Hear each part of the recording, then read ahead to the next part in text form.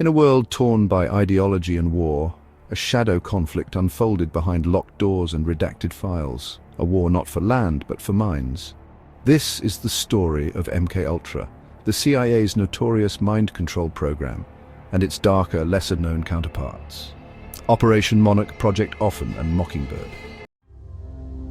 At the heart of MKUltra stood a man both feared and revered, Dr. Sidney Gottlieb, a chemist turned clandestine alchemist. Known to some as the Black Sorcerer of Langley, Gottlieb orchestrated a sprawling network of human experiments in pharma-induced behavior modification.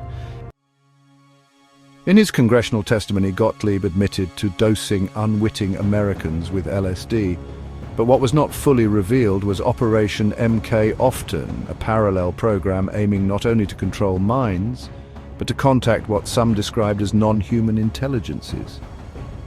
In 1969, MKUltra gave birth to Project Offen, an experiment in behavioral research that spiraled into occult territory. The CIA reportedly consulted astrologers, witches and psychics, among them Sybil Leek, Britain's most famous witch, whose involvement is partially documented in CIA dispatches. Slightly predating the known beginnings of MKUltra, Project Mockingbird is often cited as a covert CIA program that began in the late 1940s or early 1950s with the purpose of manipulating media for propaganda both domestically and abroad. It is most closely associated with the early Cold War period, during which the US intelligence community perceived a need to counter Soviet influence in global and domestic media. The origins of the name Mockingbird are sometimes attributed to CIA documents revealed during the Church Committee hearings in 1975-76, though there's debate over whether Mockingbird was an internal codename or a term coined by journalists.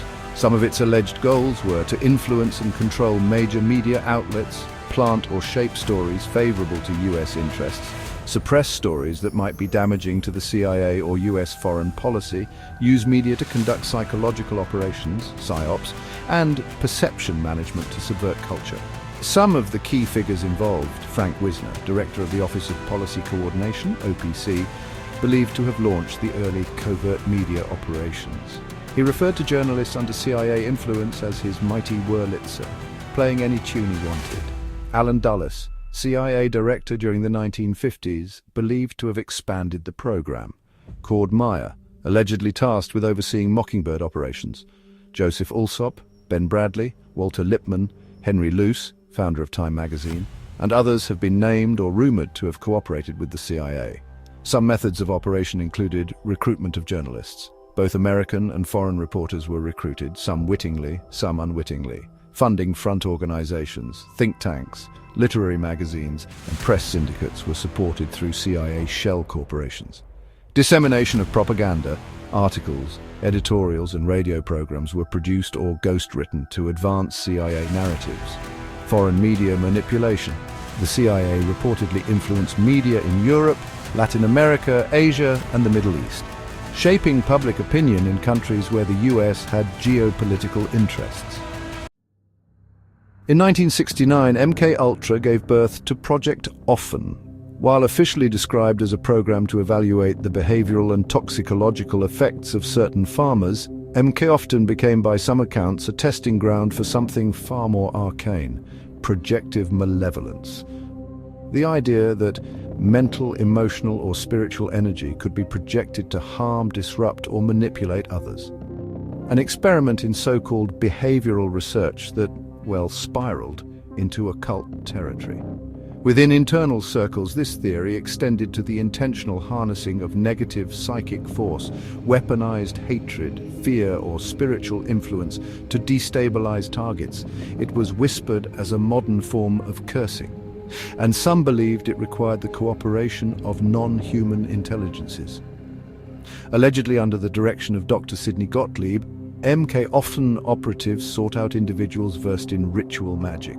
Among them, Sybil Leek, a prominent British witch known for her astrology and mediumship, whose involvement with US intelligence was recorded in now declassified documents. Leek was just one of many.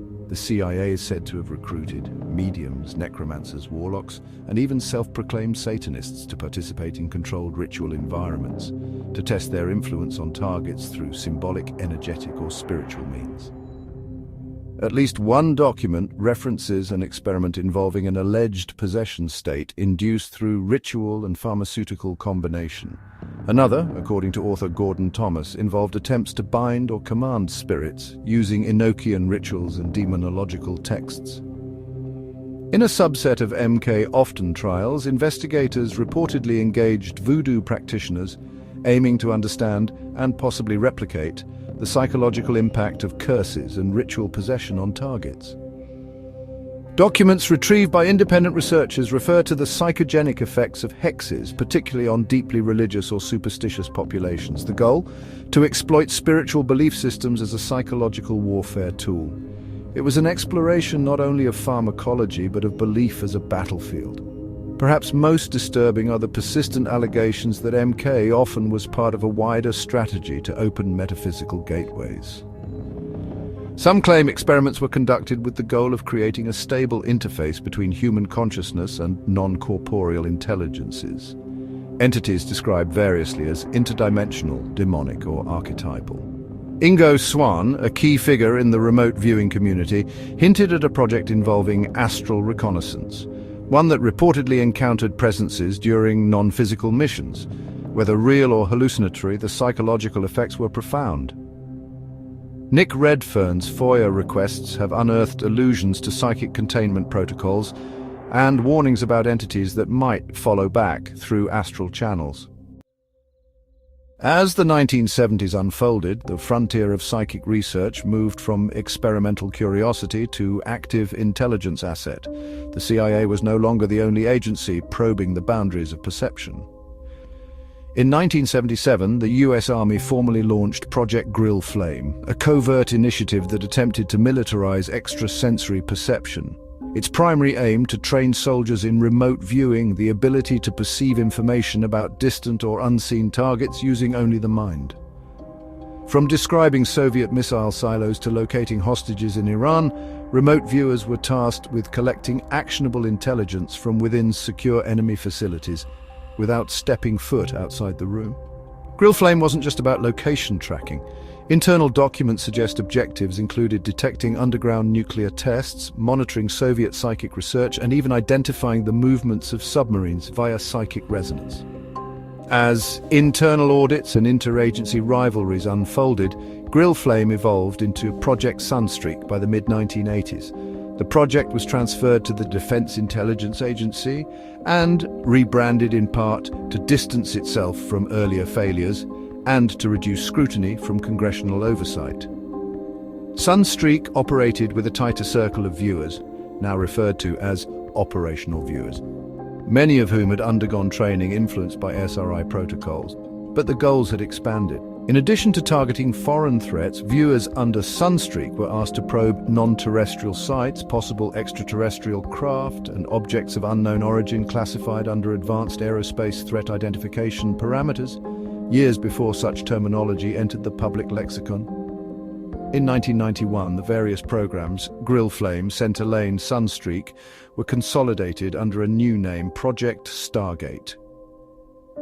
Now fully housed within the Defense Intelligence Agency and outsourced in part to SAIC, Stargate aimed to formalize the use of psychic intelligence for military and espionage applications. Though many of the operations remain classified, former viewers described assignments ranging from tracking pharma shipments to viewing structures on the far side of the moon. Stargate would run until 1995, when it was officially shut down following a CIA-commissioned review by the American Institutes for Research, which deemed the intelligence collected unreliable. Yet, critics argue the closure was cosmetic, that the project simply moved deeper underground, beyond FOIA requests, beyond congressional reach. Among the strangest threads to emerge from MK Ultra lore is the rumored existence of MK Often bloodline, a covert initiative said to track families with inherited psychic or occult potential. While MK often is officially linked to behavioral experiments and drug testing, researchers believe it also focused on identifying individuals from specific bloodlines, more responsive to altered states, spiritual phenomena, and ritual influence. According to authors like Gordon Thomas and Nick Redfern, the CIA may have targeted descendants of Salem witch trial survivors, families like Proctor, Town, and Corey, believing they carried traits such as natural trance states, psychic sensitivity, or enhanced dissociation. These individuals were allegedly monitored through psychological studies, school programs, and even foster care networks. Declassified budget logs reference ambiguous terms like familial responsiveness and genetic enchantment potential, fueling theories that MK often involved occult eugenics, not to eliminate certain traits but to cultivate them. Traits of interest reportedly included Rh-negative blood types, epilepsy, twin births, and a family history of mediumship or trauma.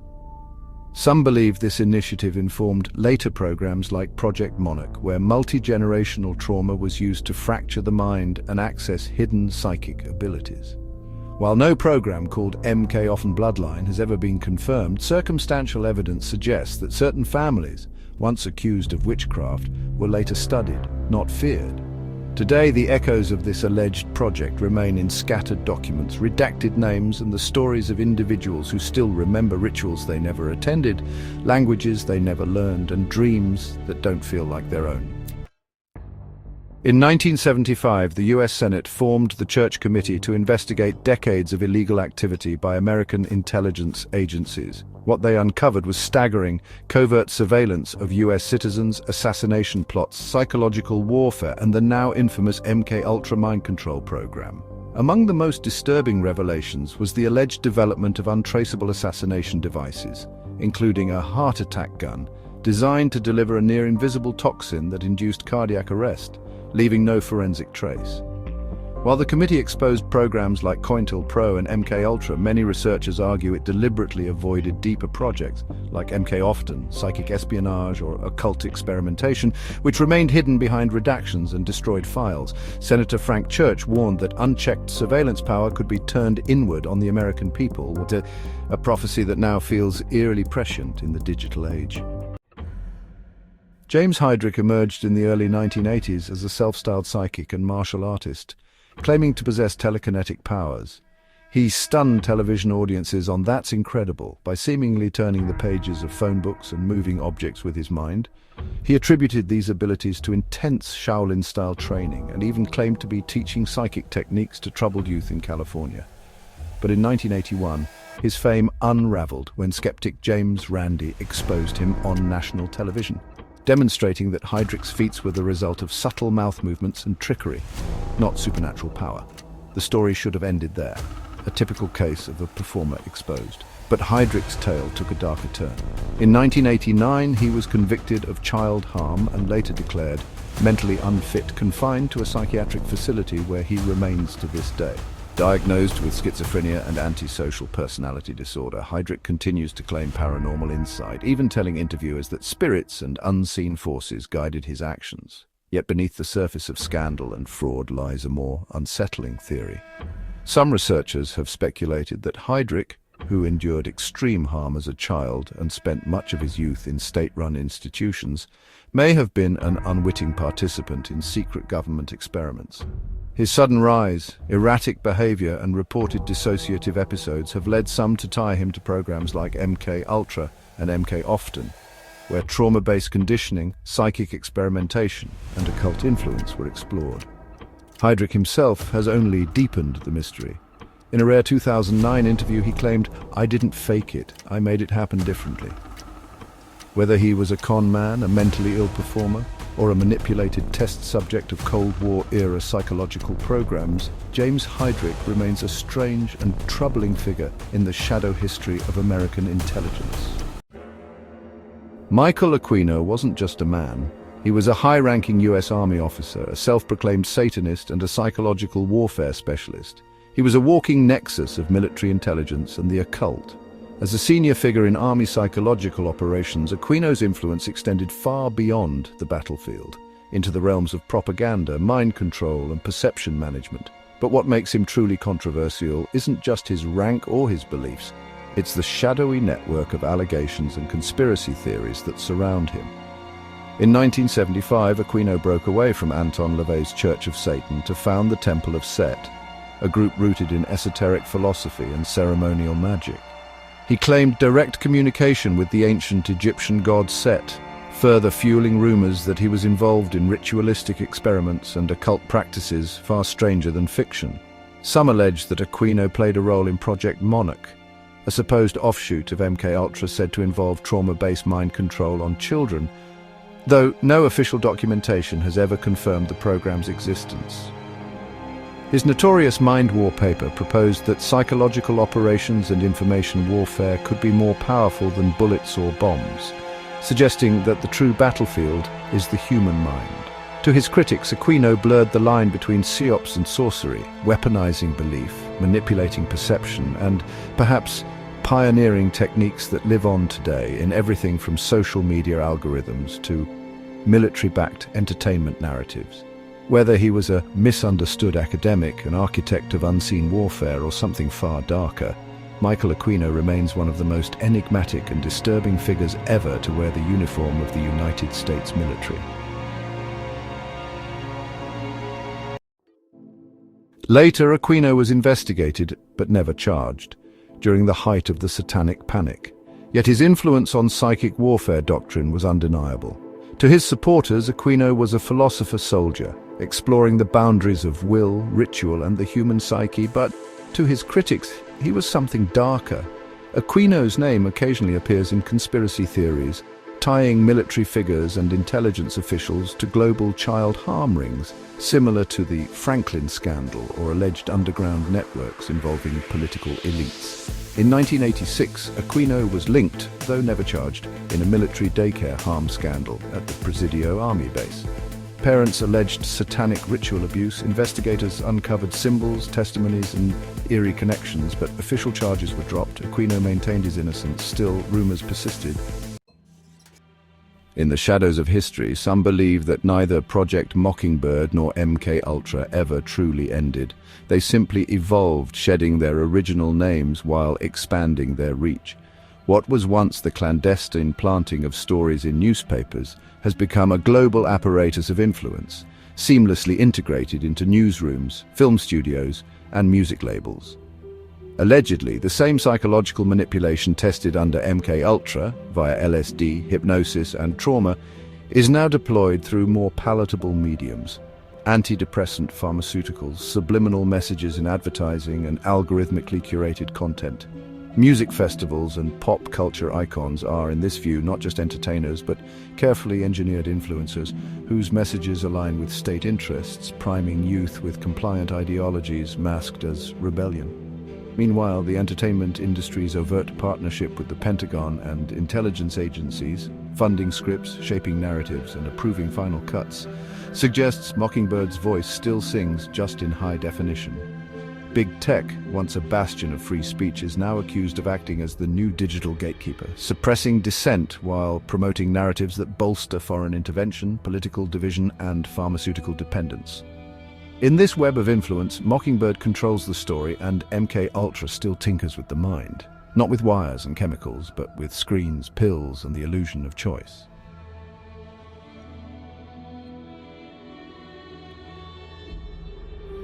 The individual is handicapped by coming face to face with a conspiracy so monstrous he cannot believe it exists. J. Edgar Hoover.